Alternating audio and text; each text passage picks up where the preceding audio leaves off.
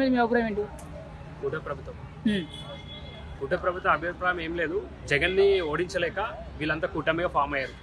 మరి జగన్ గత 5 ఏళ్లలో చేసిన తప్పుల వల్ల ఓడిపోయారని చెప్తున్నారు. తప్పులు అందరు చేస్తారు, మంచివాడు చేస్తాడు, చెడ్డవాడు చేస్తాడు. తప్పులు చేయడం సహజం. రాజకీయాల్లో ఈ తప్పులు అనేవి ఇంకెక్కువ ఉంటాయి. కానీ తప్పులు పక్కన పెడితే ప్రజలకి ఎంతవరకు మనం న్యాయం చేస్తాం అనేది మనకు కావాలి. జగన్ ఏం మంచి చేశారు?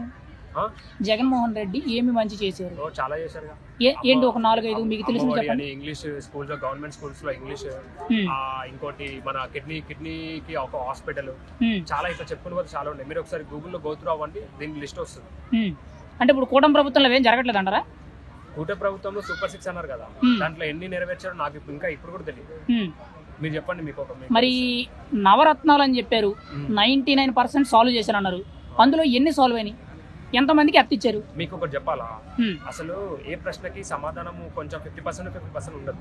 ఏ రాజకీయ వ్యక్తి అయినా కూడా అన్ని హామీలు ఇస్తారు కానీ నెరవేర్చడం చాలా కష్టం. మరి 99% అని అన్నారు కదా. ఎందుకంటే అక్కడ ఖజానాలో ఏం లేవు కదా, మళ్ళీ ఏం చేస్తారు? మొన్ననే టీడీపీ అంటే మరి చంద్రబాబు నాయుడు గారు ఏమన్నారు, ఖజానా ఖాళీ అయిపోయింది అన్నారు. ఇంకా ఎక్కడి నుంచి చేస్తారు అవన్నీ? మళ్ళీ అప్పులు చేయాల్సి వస్తుంది కదా వీళ్ళు కూడా. అంటే ఇప్పుడు కూటమి ప్రభుత్వం వచ్చినప్పుడు ఖజానా ఖాళీ అయిపోయిందని చంద్రబాబు నాయుడు గారు ఒప్పుకున్నారు. Okay right. మరి జగన్మోహన్ రెడ్డి గారు అప్పులన్నీ చేశారంటారా? జగన్మోహన్ రెడ్డి గారు ఎంత అప్పులు చేస్తారు? రికార్డెడ్ గా 3 లక్షల కోట్లు మాత్రమే అప్పులు చేశారు, అంతే. మరి ప్రభుత్వానికి సంబంధించిన ఆస్తులన్నీ కూడా తాకట్టు పెట్టారు, ఎక్కడ పడితే అక్కడ అప్పులు తెచ్చారని చెప్పి, లోన్లు ఎక్కువ తీసుకున్నారని చెప్పి గతంలో వార్తలు వచ్చినాయి. మరి ఆ సొమ్మంతా ఏమైందంటారు? అవన్నీ మీకు తెలుసు కదా, అట్లాంటివన్నీ కామన్. ఈ ఎల్లో మీడియా ఇంకా వేరే వాళ్ళని ఏవో చెప్తూనే ఉంటారు. మనం నమ్ముతామా?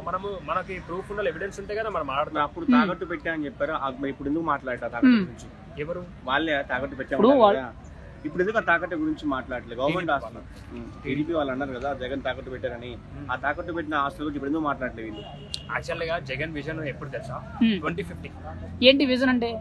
జగన్ 2050 విజన్ ఎట్లాంటిదంటే, ఆయన విజన్ చాలా పెద్దది. సో అంటే ఏమనుకుంటున్నారు?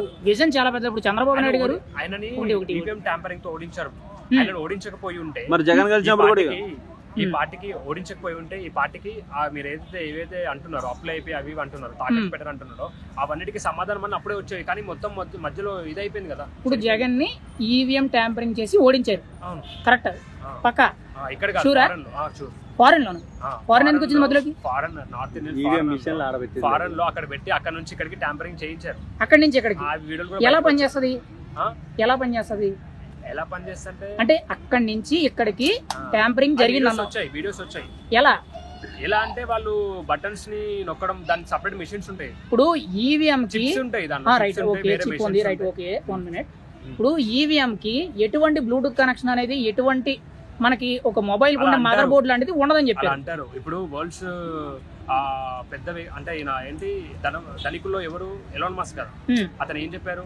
ఎక్కడి నుంచైనా ఏం అన్నా కానీ ఈవీఎం మాత్రం ట్యాంపరింగ్ చేయవచ్చు అని కరాఖండే గట్టిగా చెప్పాడు ఆయన. ఇప్పుడు అది చెప్పారు రైట్. మరి అది చేశారనడానికి ప్రూఫ్ ఏంటి? ఆల్రెడీ బయటకు వచ్చే వీడియోస్ మాట్లాడుతున్నా. మరి హైకోర్టు, సుప్రీంకోర్టు ఇచ్చిన ఆర్డర్స్ లో ఈవీఎం ట్యాంపరింగ్ చేయడానికి లేదు అని అన్నారు కదా.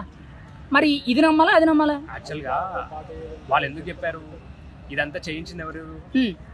అసలు ఒకప్పుడు చంద్రబాబు నాయుడు గారు మోడీ అంటే పడదు.